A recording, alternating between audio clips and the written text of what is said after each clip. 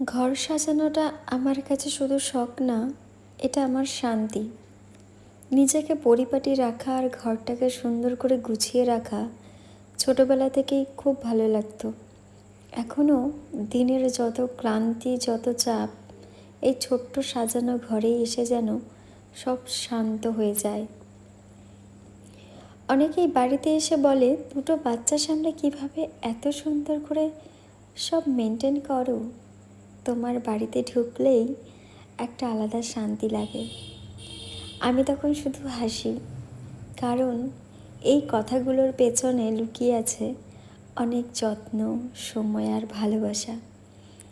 হ্যাঁ, বাচ্চারা এলোমেলো করে, এদিক ওদিক ছড়িয়ে রাখে, কিন্তু ওরা তো ছোট।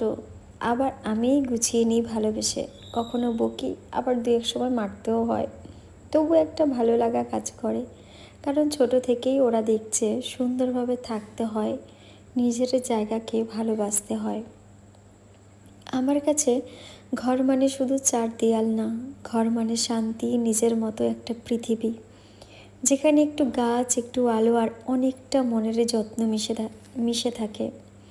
এখনও মনে হয় সাজানোটা পুরো কমপ্লিট করে উঠতে পারিনি।